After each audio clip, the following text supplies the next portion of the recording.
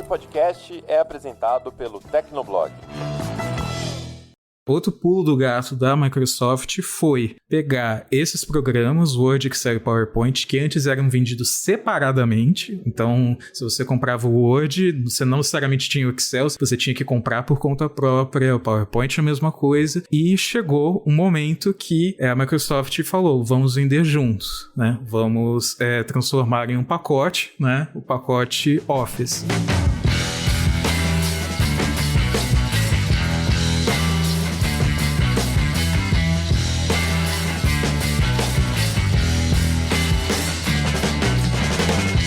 Olá, ouvinte! Seja bem-vindo! Está começando mais um episódio do Tecnocast. Eu sou o Thiago Mobilon. Eu sou o Paulo Riga. Eu sou o Felipe Ventura. E eu sou o Emerson Alecrim. Quase todo mundo já teve contato com algum programa do pacote Office, que é um dos produtos mais importantes da história da Microsoft. Porém, parece que essa marca está deixando de existir. No episódio de hoje, a gente relembra alguns momentos marcantes da história do Office e tenta entender o que acontece com a Microsoft na hora de dar nome para os seus produtos. Aguenta aí que a gente já começa.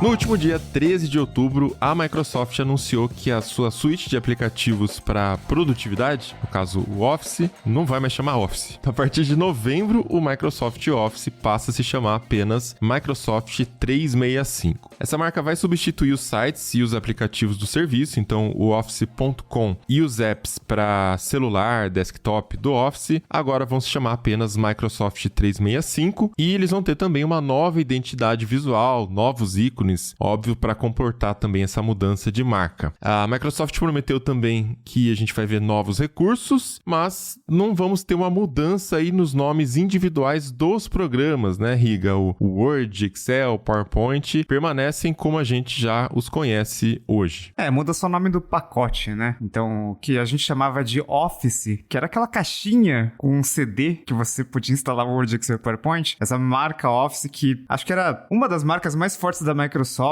com certeza bem próxima ali de Windows, né, em termos de força, em termos de reconhecimento. Acho que Office realmente era uma marca bem forte e é mais um caso parecido na tecnologia, né? A gente gravou recentemente o episódio do fim do Pentium, né, que, era praticamente sinônimo de processador, foi, né, ficando em segundo plano ali na Intel e acabou que, perto de completar os 30 anos ali, a marca Pentium vai deixar de ser usada, pelo menos nos notebooks, e, sei lá, a marca Office, talvez a gente nem usasse mais tanto assim, né? E pode parecer estranho, né, a Microsoft abandonar uma marca tão conhecida, né, como o Office, mas não é algo totalmente inesperado, né, porque o Microsoft 365 já existe faz um bom tempo e começou por causa do Office, né? Então, a Microsoft, ela não se dá bem com nomes e nomear produtos, acontece, mas nesse caso até que faz um pouco de sentido.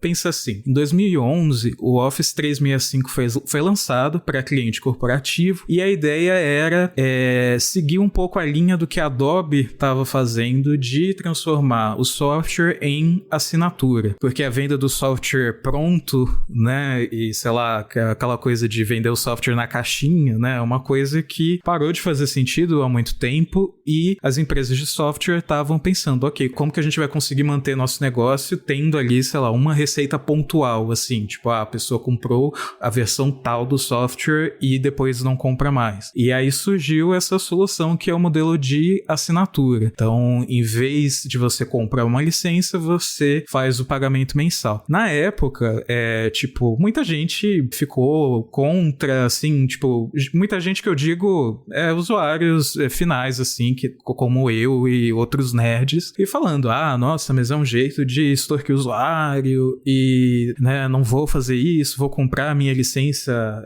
única. Mais ou menos nessa época, acho que foi quando eu comprei numa Black Friday, uma promoção incrível, era o Office 2010 para família, que aí então você podia instalar, acho que em 3 PCs diferentes, mais uma licença pro Office 2013, e acho que ia ser lançado dali alguns meses, e aí você podia instalar em mais um PC, e era tipo R$40, sabe? Enquanto a assinatura do Office era, sei lá, 20 e poucos reais por mês. Então, inicialmente ficou esse bafafá de software por assinatura, não devia e não sei o que lá. Mas a Microsoft insistiu nesse modelo, como a Adobe fez, como outras empresas fizeram, e é uma coisa que ao longo do tempo foi fazendo mais sentido, né? Então a venda de licenças do Office para o público na época, né, começo dos anos 2010, ainda era muito importante. Com o passar do tempo, o mercado foi migrando para esse modelo de assinatura, passou cada vez mais a ser mais enfatizado. Sabe que lá para 2011, né, quando surgiu o Microsoft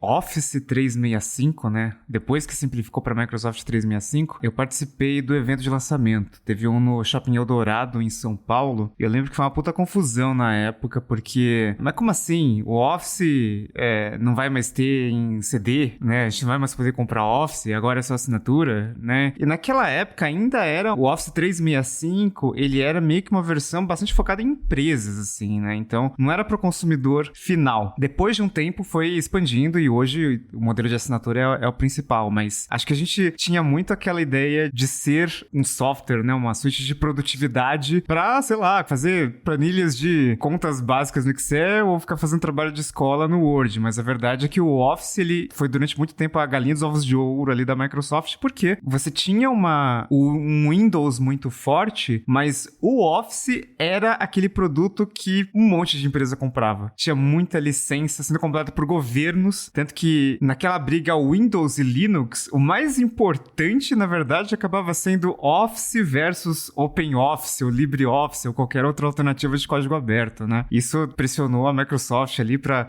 aderir a um padrão aberto no Office, né? Que era uma coisa pouco imaginável para uma empresa do tamanho da Microsoft na época, mas que Office sempre foi muito forte e esse negócio de transição pro 365, acho que criou uma confusão muito grande na época. Eu também tava nesse evento do lançamento do Office 365 e realmente tinha essa confusão, tinha essa desconfiança, né, de que tudo ia ficar pior, ou que a Microsoft tava tentando ser ainda mais gananciosa. Esses pensamentos, assim, né, que geralmente surgem quando há grandes mudanças. Mas, no fundo, essa ideia de oferecer o Office como um serviço de assinatura, inclusive para usuários domésticos, foi genial porque tornou a pirataria mais desinteressante, né? Você não tinha mais aquele trabalho de ficar buscando uma cópia pirata do Office, que era uma coisa que todo mundo fazia naquela época. Até porque o preço da licença do pacote era alto. Mesmo quando você comprava, não existia uma política de atualização, ou seja, se você tinha o Office 2003, por exemplo, você só podia migrar pro Office 2007 comprando uma nova licença, né? Então isso meio que desestimulava a galera e você buscava por Office pirata na internet e depois buscava o cracker, né? A ferramenta lá para gerar um código, alguma forma de fazer o pacote funcionar. Então, quando surgiu a ideia do Office 365, a ideia realmente demorou para pegar, mas aí as pessoas começaram a ver que era interessante justamente pelo fator preço. Se você pegar, por exemplo, hoje, pega aí o Microsoft 365 Personal, que é o que eu uso, né? Que é para uma pessoa só. A assinatura na Microsoft custa R$359 por ano, só que se você for num varejo da vida, um Magalu, umas Casas Bahia, etc., você acha esse mesmo pacote por menos de R$100, né? Então... Ou se você acompanhar o Achados, tecnoblog.net/achados. Sempre tem alguma promoção de Microsoft 365 por lá e é bizarro como fica muito mais baixo que o preço da Microsoft. E eu acho que acabou incentivando muita gente a mudar pra esse modelo, né? Porque exatamente, você bota ali na ponta do lápis e, cara, faz sentido pagar... Tudo bem que depois deu uma aumentada nos preços, mas faz sentido você pagar R$1.000 numa versão do Office que daqui a 3 anos vai ficar desatualizada? Acho que não, né? Então... E isso ainda leva pra outra vantagem, né? Que é o fato de, se você assina o serviço, você sempre vai ter as versões mais recentes dos softwares, né? Então acabou aquela coisa de que,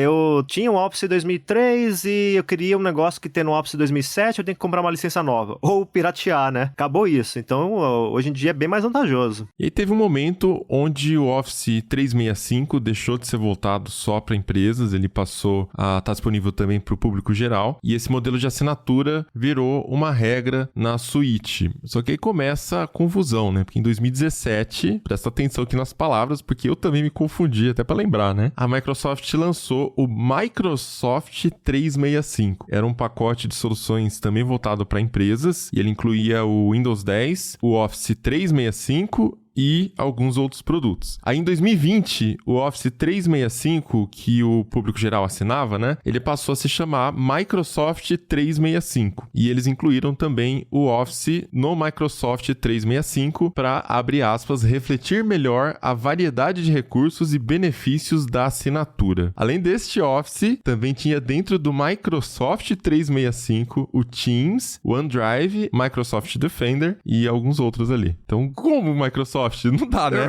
Eu acho que é tranquilo, porque assim, o Office virou o Microsoft Office 365, que no final das contas não era o Microsoft 365. Esse sim que depois virou o Microsoft 365, e depois tudo junto virou uma bola de fogo, e agora o Office está acabando, né? Então, muitas mudanças. Eu acho que, sei lá, até dentro da Microsoft o pessoal ainda não deve entender direito, né? Se isso aqui fosse um vídeo no YouTube, teria aquele meme assim, entendeu? Não.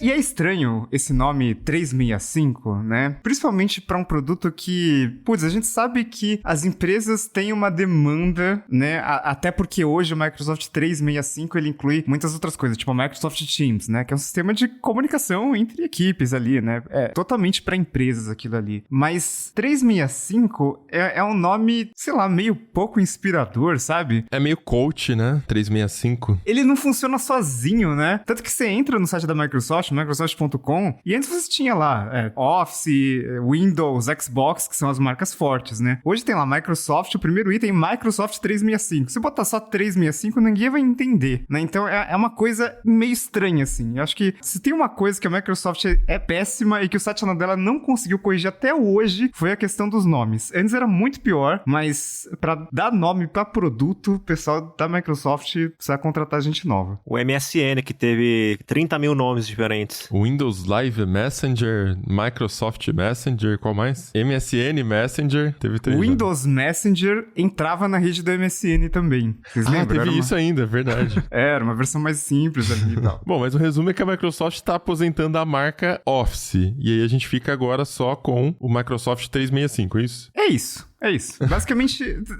pro assinante não muda nada, né? Porque essa é uma mudança de nome, um nome que acho que nem era mais tão usado quanto já foi, né? Antes, até pelo fato de ser vendido em caixinha e tal, muita gente conhecia a marca Office, depois foi focando mais em aplicativos individuais, né? Até porque você vai, sei lá, instalar um aplicativo de edição de texto no seu celular. Cara, você instala o Word, né? Você não instala o Office, né? Antes não, antes você tinha um CD com um monte de coisa, e instalava tudo de uma vez. Então acho que a marca Office foi ficando de fato mais fraca, né? Mas é uma mudança que vai ser meio que transparente para o usuário, justamente por causa desse enfraquecimento do Office. Então é uma coisa bem de posicionamento, né? E ao que me parece, é essa tentativa de unificar mais as diversas ferramentas de produtividade da Microsoft, independente de onde elas nasceram, né? Porque acho que o Word, Excel, PowerPoint são aplicativos, são programas, né? Quando a gente falava programas, que nasceram nesse mundo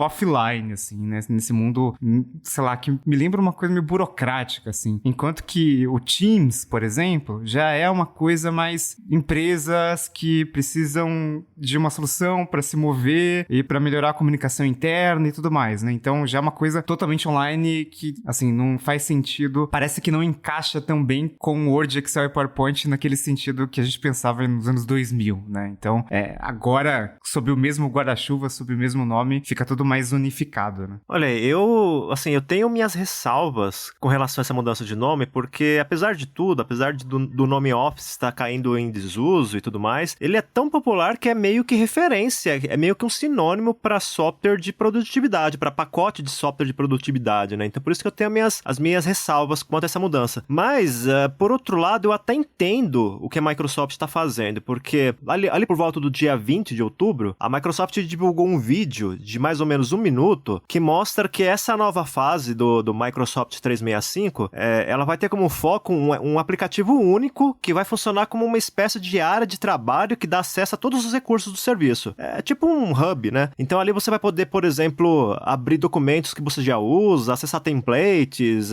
ter acesso a calendário, fazer trabalho colaborativo, reuniões com outras pessoas e assim por por diante. É mais ou menos o que acontece atualmente, só que de uma maneira um pouco mais concentrada, de forma que você vai ter um ponto de partida para ter acesso a essas tarefas. Então dá para entender o que a Microsoft está tentando fazer. É meio que ela está tentando vender o serviço como um conjunto de ferramentas de fato, porque até então o Office 365 ou o Microsoft 365 era nada menos do que um pacote Office complementado com algumas ferramentas, né? O Teams, o OneDrive e assim por diante. Então o foco ainda era o Office, né? Então agora a impressão que eu tenho é que a Microsoft está querendo fazer algo mais universal. Os aplicativos do Office, né? Word, PowerPoint, Excel, etc. Cada um deles vai ter o mesmo peso de importância ou algo similar do que o OneDrive, o Teams e assim por diante. Ou seja, ela está querendo criar realmente um ecossistema. Então acho que é por isso que ela fez essa mudança de nome. Embora, que nem eu disse, eu acho que ela poderia ter mantido ainda o Office justamente por ser um nome muito conhecido, né? Eu concordo com o Alecrim disso do Office ser tão marcante, é algo que existe, tá aí faz mais de 3 décadas, mas faz sentido quando a gente pensa nessa ideia da Microsoft que ela tá querendo juntar vários serviços e talvez deixar mais claro pro público que esse pacote de produtividade não é exatamente o Office que as pessoas têm em mente, né? Do Word, Excel, PowerPoint, do Outlook, né? Que vinha na caixinha 10 anos, 20 anos atrás. Tanto que,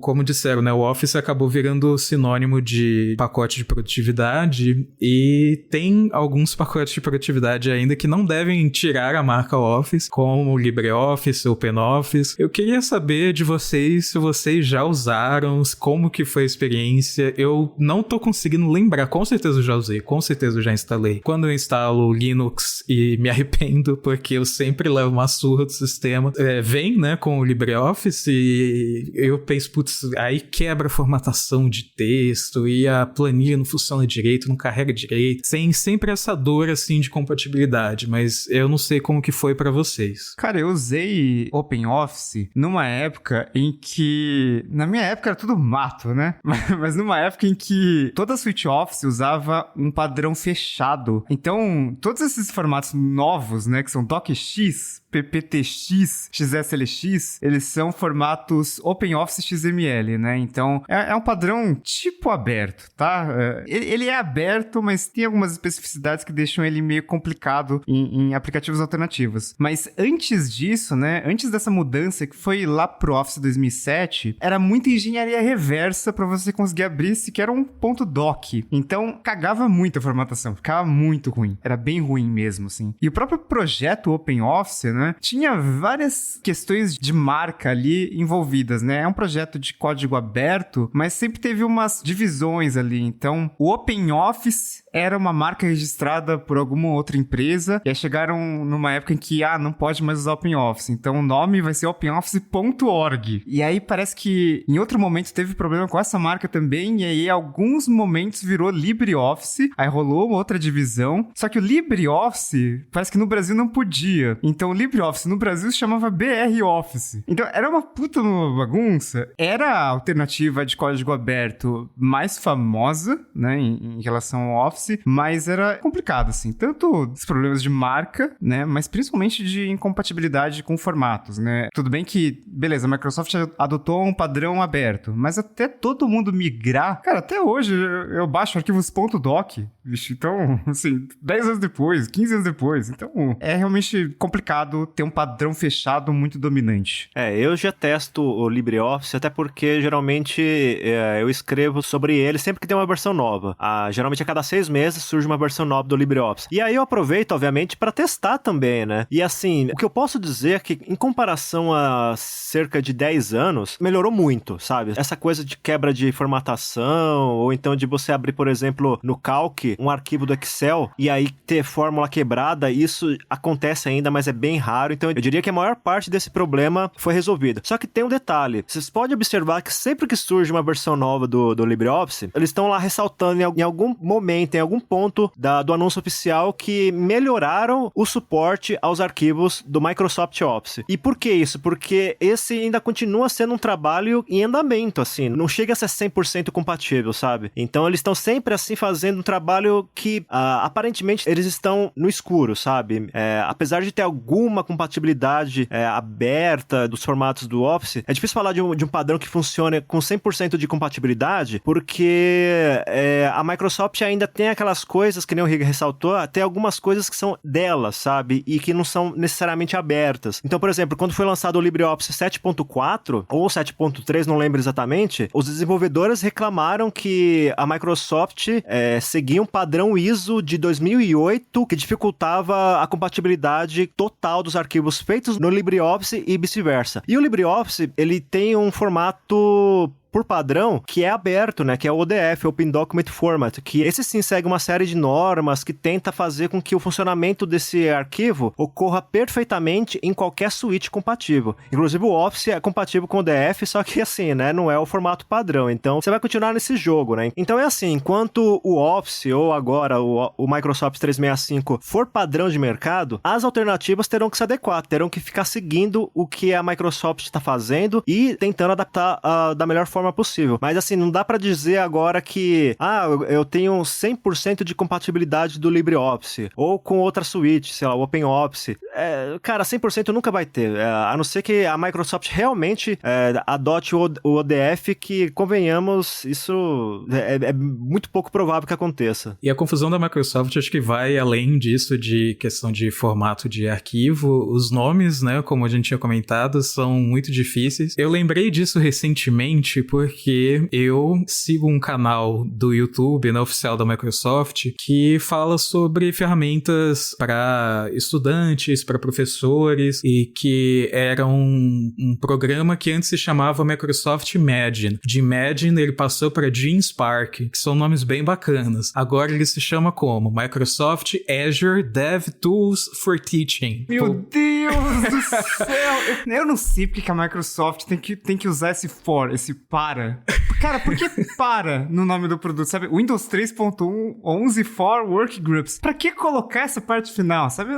É muito ruim, bicho. E assim, é um problema antigo. Eu achei um artigo de 2007 da CNET falando sobre esse problema, em que um executivo mais ou menos explicava por que os nomes que a Microsoft criava para os produtos eram tão ruins. Então ele falou, tem muitos profissionais de marketing na empresa. Eles estão em vários níveis de sofisticação quando se trata de pensar sobre nomes. Então acho que basicamente tem muita gente aqui que não sabe direito, mas, né, é o que tem, sabe? A minha impressão é que os engenheiros fazem o produto lá, e aí quando passa por marketing, sei lá, o produto já tá tão quase pronto pra ser lançado que, lança assim mesmo, sabe? O pessoal desiste, porque em alguns momentos deu certo, do tipo, entre aspas. Vocês lembram do Microsoft Silverlight, que era aquela alternativa ali pra matar o Flash e tal? No final das contas, os dois morreram, né? Mas ele poderia ter sido lançado com o codinome. E esse codinome acabou sendo usado em alguns momentos. Mas o Silverlight se chamava Windows Presentation Foundation Everywhere, ou seja, WPFE. Mas virou Silverlight. Felizmente inventaram um nome legal e tal. A Microsoft, às vezes, ela consegue, assim. Tipo, ela junta duas palavras, assim, numa só e acaba formando um produto legal. Tipo, DreamSpark era um nome que eu gostava bastante. Agora, eu não sei. Parece que eles têm essa necessidade também de tentar fortalecer uma marca matando outra, sabe? Então, na certa, quiseram fortalecer...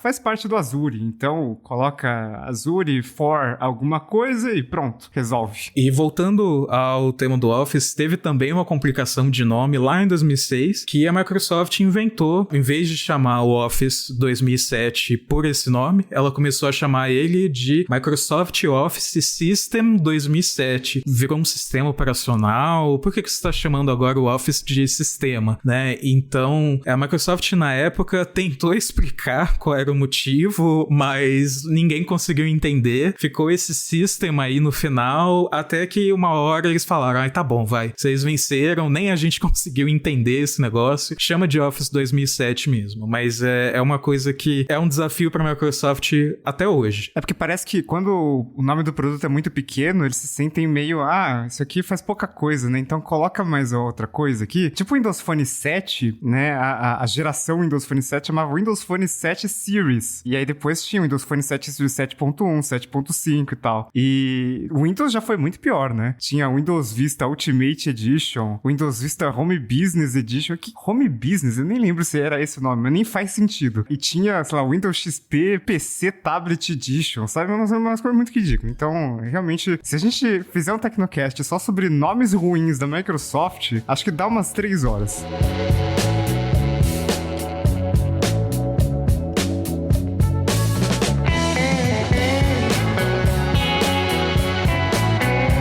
Então vamos aproveitar pra gente não ficar só falando mal aqui dessa confusão de nomes da Microsoft e eu queria tentar puxar umas lembrancinhas dessa suíte que a gente cresceu, usou várias versões, usou até o LibreOffice, BROffice, OpenOffice, agora também a suíte do Google, né, Google Sheets. Então acho que tem bastante história aí, várias memórias do clipezinho pra gente conversar.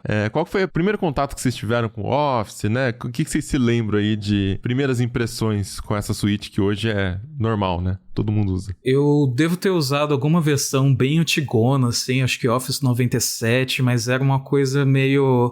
sei lá, eu era muito novo, né? Então era uma coisa muito estranha abrir o Excel com aquele negócio vazio e, tipo, o que eu faço aqui? Ou o Word mesmo, que, tipo, tem 300 mil ferramentas ali, pra que serve tudo isso? Na época tinha até revista que tinha curso básico, assim, de Office, então, como que você usa as principais coisas? O que eu mais me lembro é tipo, como fazer mala direta no Office, que eu, tipo, obviamente jamais usei, né?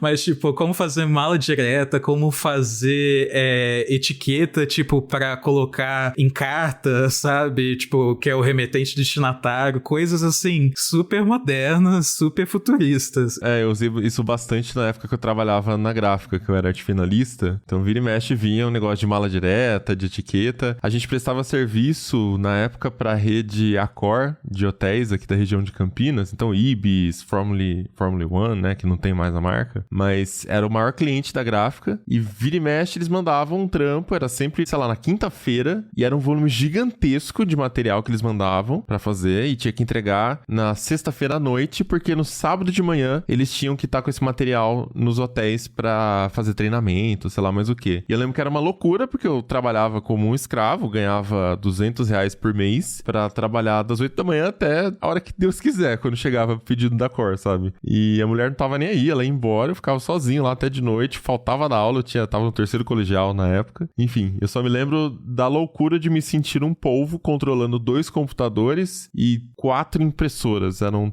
uma laser PB, uma laser colorida, uma plotter, acho que tinha 2 PB na época, que uma eu já deixava rodando etiqueta, mala direta, e a outra rodando as apostilas. Cara, era uma loucura, então acho que a minha lembrança é meio traumática. No meu caso, eu comecei a ter um contato para valer mesmo com o Office na versão 2000, porque foi quando eu comecei a fazer faculdade e aí eu virei estagiário da própria faculdade. E aí trabalhava nos laboratórios de informática. E então a gente tinha que ajudar os alunos, né, que estavam ali fazendo TCC, fazendo algum trabalho acadêmico. E aí eles vinham com umas dúvidas lá e a gente não sabia o que resolver, então tinha que sentar do lado do cara lá e tentar descobrir como solucionava aquele problema. E assim a gente foi aprendendo. E era até legal, né? Porque você realmente pegava aquela coisa de descobrir como soluciona um problema e depois aprende aquilo. Então, se tivesse algum aluno com uma dúvida parecida, você conseguia ajudar. Se bem que tinha algumas coisas bem curiosas, né? Por exemplo, eu lembro um dia que uma aluna chegou pra mim com um monte de CD na mão, assim, com um livro, e falou, toma. Eu falei, como assim? E ela falou, não, é porque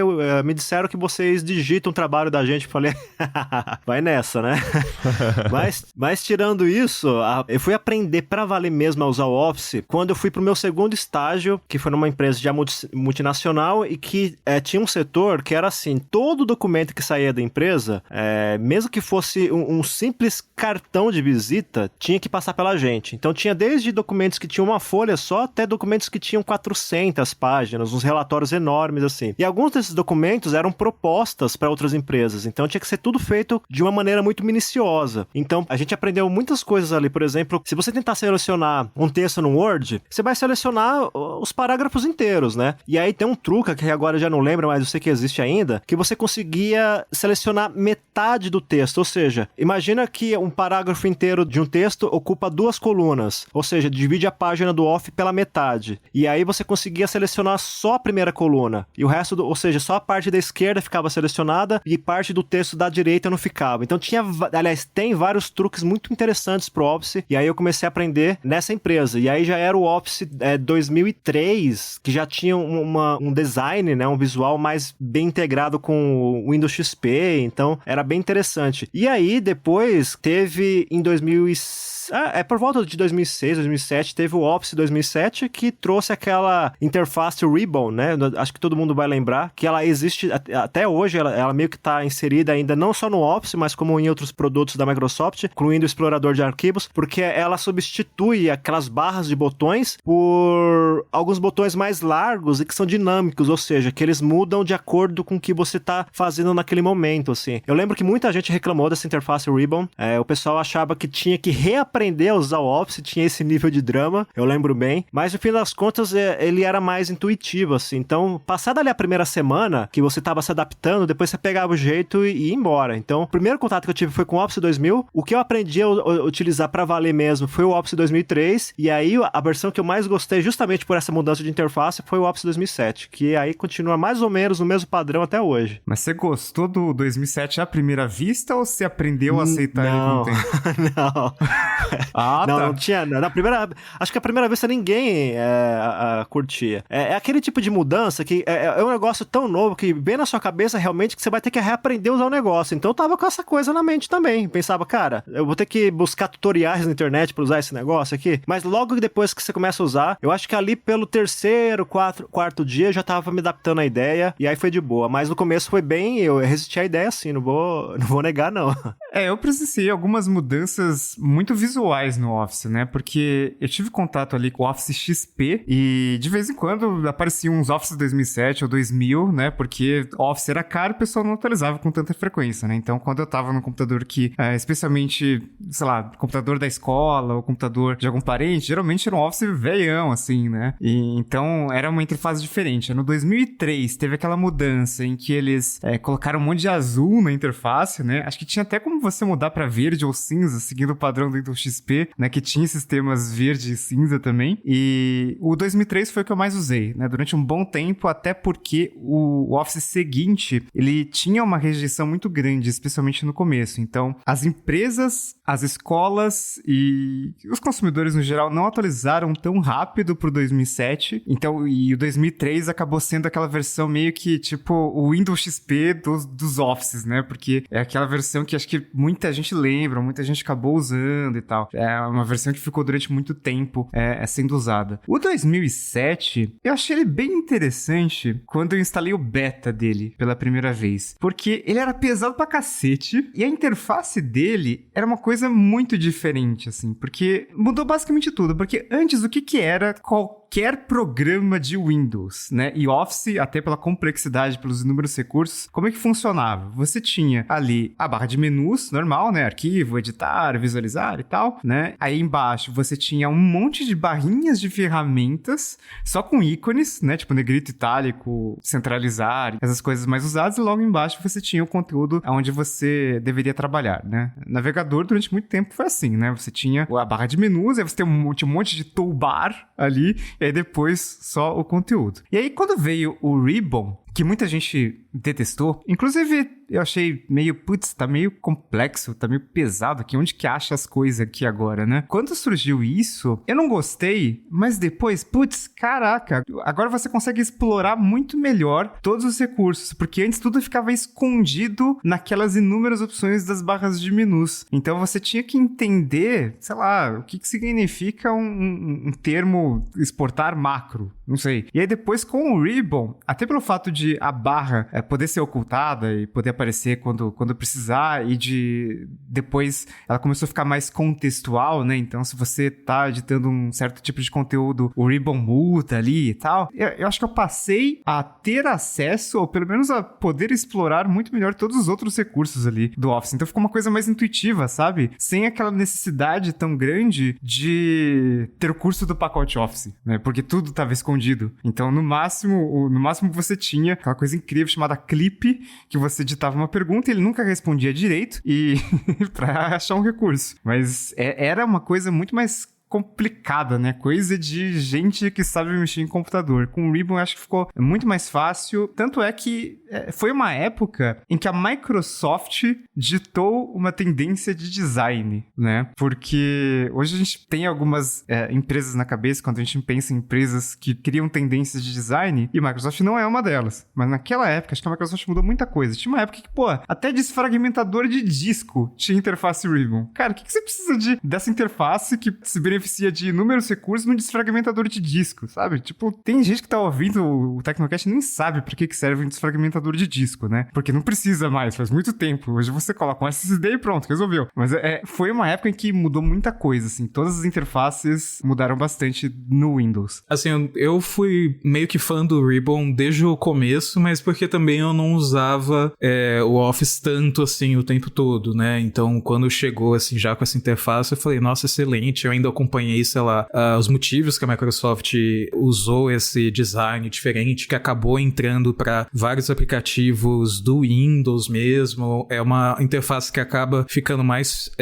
adequada para toque, né? Porque em vez de você ter as opções bem pequenininhas em menus, você tem ícones, é mais visual e você consegue tocar mais fácil, etc. Mas com certeza teve aí uma reação negativa. E como eu disse, o Ribbon começou a aparecer em alguns aplicativos do Windows, como o Paint e o WordPad. E parece que até aí teve dor de cabeça, teve gente reclamando. Teve dor de cabeça e gente reclamando porque não gostava do Ribbon, né? E tipo, nossa, mas mudou tudo, agora não consigo achar nada, né? Essas coisas de gente velha que a gente tem de vez em quando. Pô, mudou tudo, que bosta. Agora que eu tava aprendendo a usar, me mudaram tudo, né? Então tinha essa rejeição. E aí tinha a galera jovem, né? Que já meio que nasceu nessa transição de Ribbon. E essa galera tava extremamente empolgada, porque assim, os aplicativos nativos do Windows, eles, durante muito tempo, e até hoje eles ainda são um pouco, eles eram simples assim, demais. Muito, muito, muito simples assim. E quando você coloca uma interface Ribbon e que você expõe diversos recursos que na verdade estavam ali, mas ninguém via, parece que virou uma coisa super completa, né? Então, o Paint e o WordPad, que eram programas super simples, parecia que... Eu sentia que esse pessoal mais adolescente naquela época de mudança falava, nossa, agora eu não vou mais precisar instalar o Office, porque o WordPad vai resolver todos os problemas. E até hoje ele não resolve, né? E o Paint era a mesma coisa. Tinha o Paint.net, que era um programa bem legal, bem simples de edição de imagem, que seguia uma ideia parecida ali com o do Paint, mas ele tinha vários recursos que o Paint não tinha como ter. Basta lembrar que durante muito tempo, o Paint, ele não salvava alguns tipos de arquivos. Quando você salvava em JPEG uma coisa no Paint, ficava uma bosta, porque ele colocava a maior compressão possível no JPEG, então você não podia ajustar. E aí, com o tempo, foi melhorando, assim. Mas ainda eram programas super básicos. Mas você vê como uma simples mudança de interface já meio que muda a mentalidade, assim.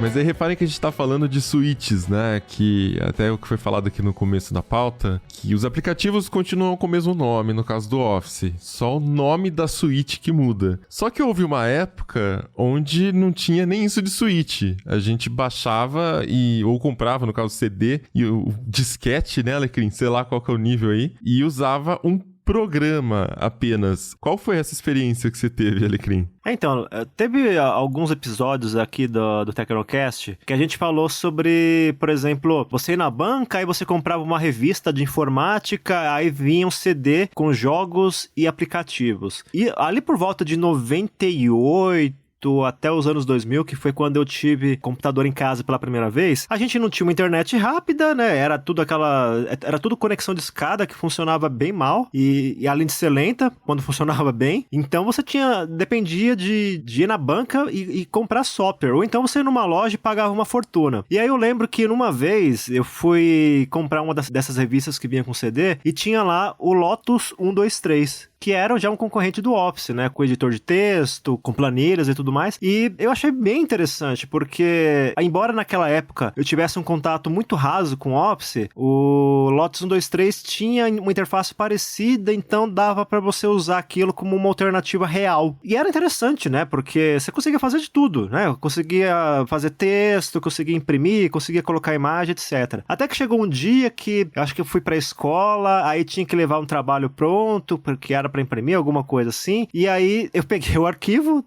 era um arquivo de texto, levei acho que até nos famosos disquetes, né, que a turma, os jovens de hoje entendem como um ícone de salvar, mas eu cheguei a usar disquete. Não, peraí. Os jovens nem sabem o que é um ícone de salvar, porque os aplicativos novos salva não têm automaticamente.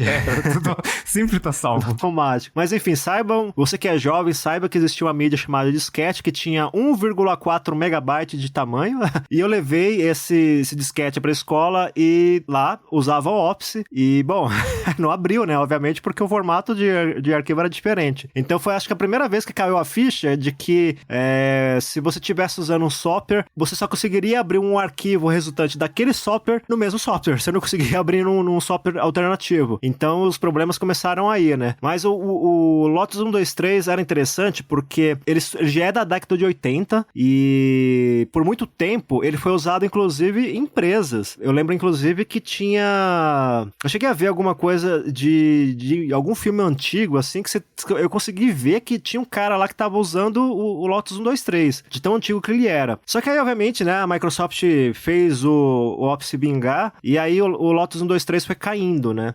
Até que acho que em 2006, se eu não me engano, aí encerraram ele de vez. Mas era interessante que esse lance de revista, por exemplo, era assim, você tinha a versão... Eles lançavam uma versão nova, e aí a versão antiga, eles liberavam ou por um preço muito baixo, ou pra comprar em revista mesmo, que foi que eu fiz, né? Que não era só no Brasil que tinha isso, em vários lugares você conseguia comprar o Lotus 123, comprar, entre aspas, de graça, porque ele vinha como um brinde de uma revista, né? Então foi a minha primeira experiência com um software que não era só da Microsoft para produtividade, né? Foi bem interessante. Só uma pena que o projeto não vingou, então a Microsoft reina soberana na parte de software pago, né? Para quem quiser, obviamente, gratuitos, tem o LibreOffice, OpenOffice, que nem a gente já falou. O Alequim falou aí do Lotus 123, eu lembro também de ter instalado no meu computador da Itautec de 1900 e bolinha, porque veio com alguma revista de informática, da época que a gente usava a palavra informática, e outro programa que concorria bastante com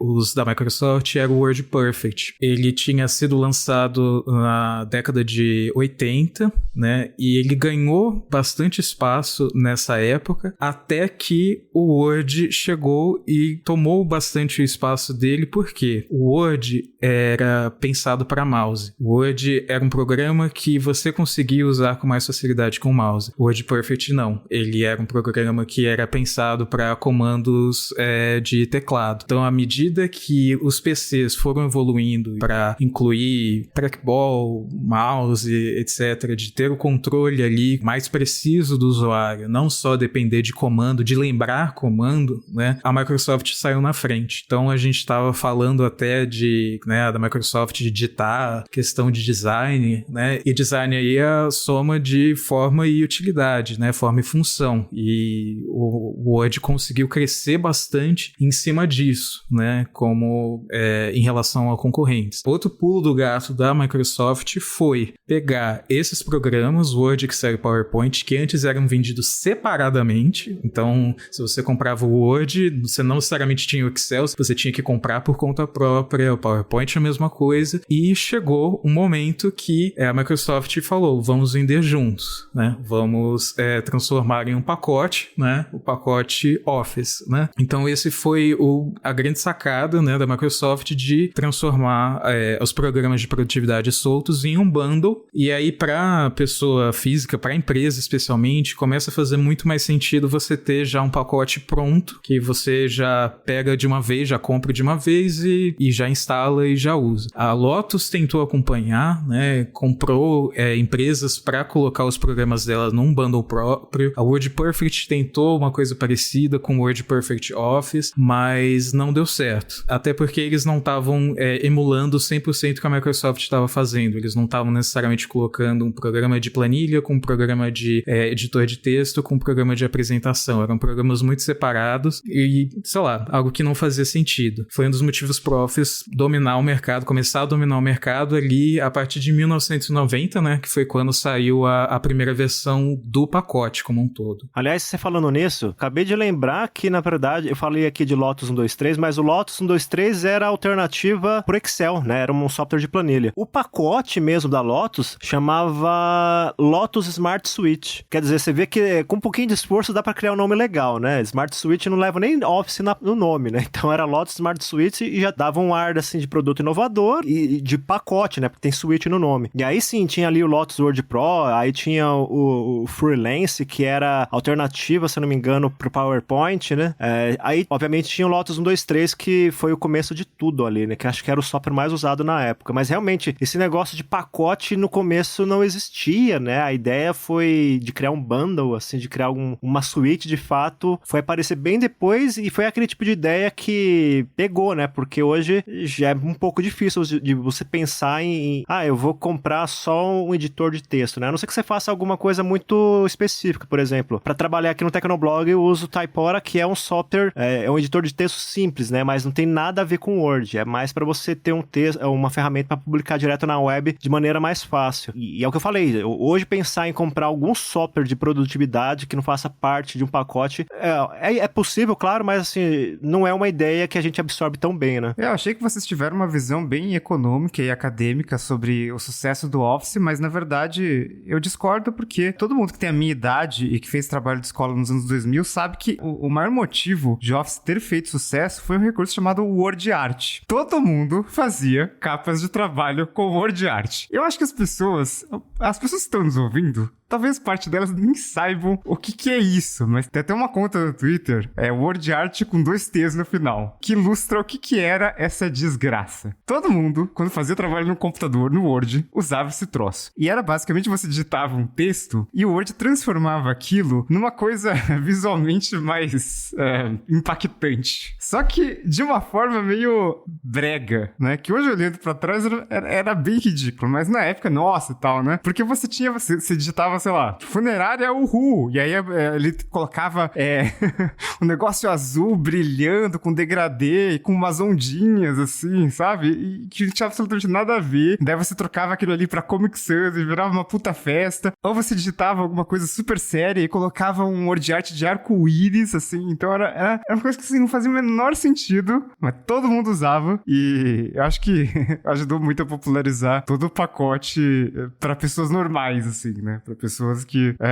usavam isso pra trabalhos de escola. Eu já vi alguns documentos meio profissionais, se é que você pode classificá-los assim, com word art na capa. Não, cara, você recuperou uma memória que, pelo amor de Deus, cara, era isso, realmente. Pra quem não tá sabendo o que a gente tá falando, vai no Google e coloca Word Art e aí usa o Google pra buscar imagens. Você vai ver que coisa linda era aquilo. Eu lembro até que, inclusive, eu cheguei a fazer um trabalho que eu fiz em casa com a capa, né? Era sempre a capa que você tinha Word Art. E aí eu levei pra escola porque lá tinha que imprimir. E aí acho que a impressora que a gente usava lá tava sem tinta, tava quebrada, alguma coisa assim. E aí eu imprimi numa outra impressora que tinha lá, que era uma impressora matricial, né? Aquela que só usa uma fita, né? Que tem uma lógica parecida com a de uma máquina de escrever. Então a resolução fica bem baixa, né? E eu imprimi aquela maravilha feito no Word Art e numa impressora matricial. Eu devia ter guardado aquele trabalho, porque foi um marco na minha história. E uma curiosidade do Word Art é que ele foi criado em parte por um executivo que, sei lá, quem tá aí acompanhando tecnologia há mais tempo deve lembrar, o Scott Forstall, que ele foi o vice-presidente sênior do iOS até 2012. Ele é um dos co-criadores do Word Art. Gente! Então, impressionante, né? Só tô embasbacado com essa informação agora. Uma das versões que eu mais me lembro, né, do Office é a 2007 por causa do Ribbon, mas ao longo dos anos começou a ficar mais difícil até para a Microsoft justificar por que as pessoas tinham que comprar mais uma versão do Office, porque, tipo, que mais outro recurso que a pessoa poderia querer, sabe? Que recurso que ela não tinha inventado que seria realmente útil, porque no caso do Ribbon, né, realmente é muito útil você ter acesso mais facilitado para diversos recursos que antes ficavam meio escondidos ali em menu. As novidades do Office 2010, 2013 já foram bem menores, né? O 2013 foi quando lançou também o Office 365, né? E aí tinha essa pegada de trabalhar com nuvem, que é uma interface um pouco mais fácil de entender, mas foi só no Office 2016 que trouxe o recurso de criar, de editar, de salvar arquivos na nuvem, direto do desktop. Então, essa integração com OneDrive, SkyDrive, etc., só começou ali bem forte no Office 2016. Então, até ali teve um motivo para comprar, né? Especialmente se a pessoa, sei lá, tá procurando uma alternativa com mais recursos pro Google Docs, por exemplo, né? Mas ali pra frente também começou a ter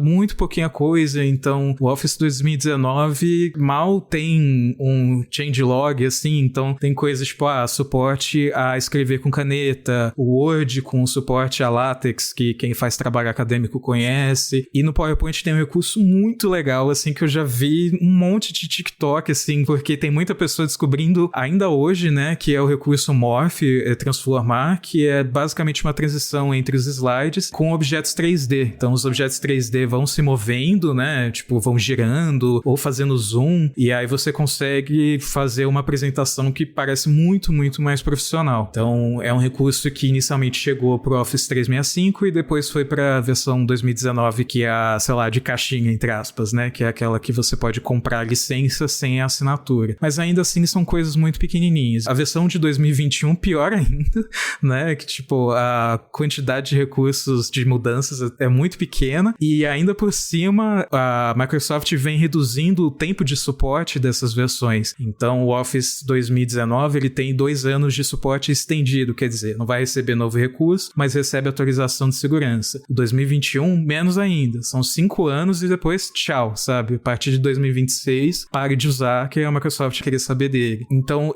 isso é um dos motivos pra gente ter a Microsoft migrando pro sistema de assinatura, né? Que é tipo, não precisa ficar convencendo você a comprar uma nova versão, porque você está sempre com a versão mais atualizada, com o máximo de recursos. E é uma resposta um pouco mais à altura, né? De concorrentes como o Google Docs, porque, ok, Google Docs não tem a mesma quantidade de recursos do Office, mas as pessoas precisam de todos os recursos do Office, né? Então o Google Docs, que tá aí há mais de 10 anos, tá fazendo a Microsoft trabalhar pelo dinheiro de quem tá querendo comprar o Office, né? É isso, porque hoje em dia a maioria das coisas que você precisa fazer, você consegue fazer de graça num Google Drive da vida, né? No Sheets, no próprio Doc ali. E a própria Apple também, para quem utiliza, aí é bem limitado no Brasil, mas para quem utiliza o ecossistema dela, tem acesso à suíte dela, que o Riga ama de paixão, é a preferida da vida dele, mas o Office acaba... Com certeza.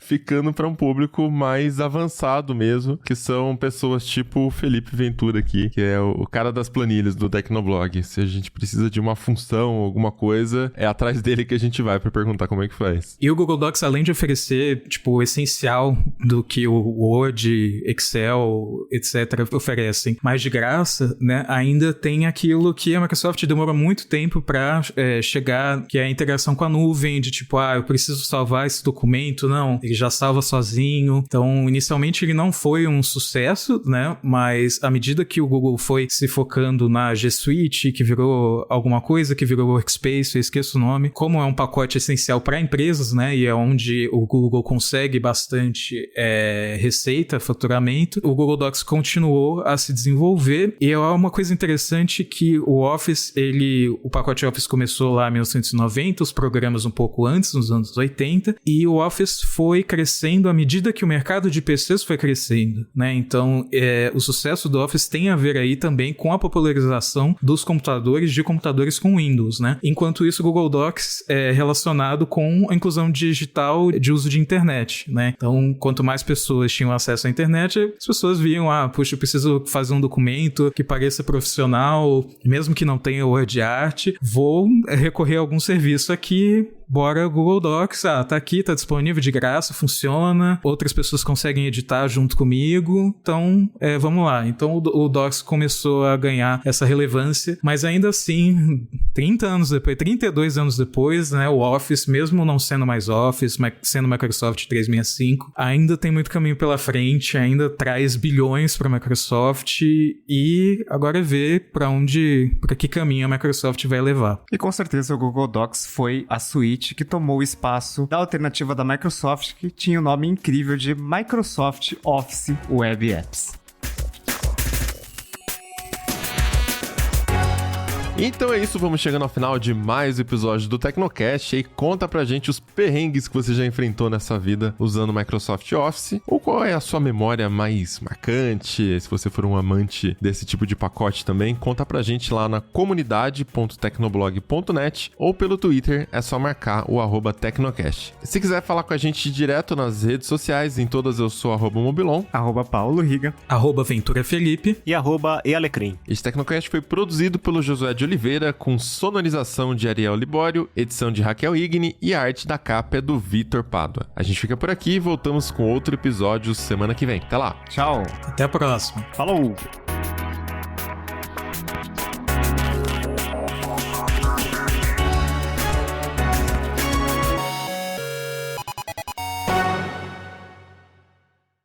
Daí você trocava aquilo ali pra Comic Sans e virava uma puta festa, ou você editava... Tem algo mais em que eu possa ajudar?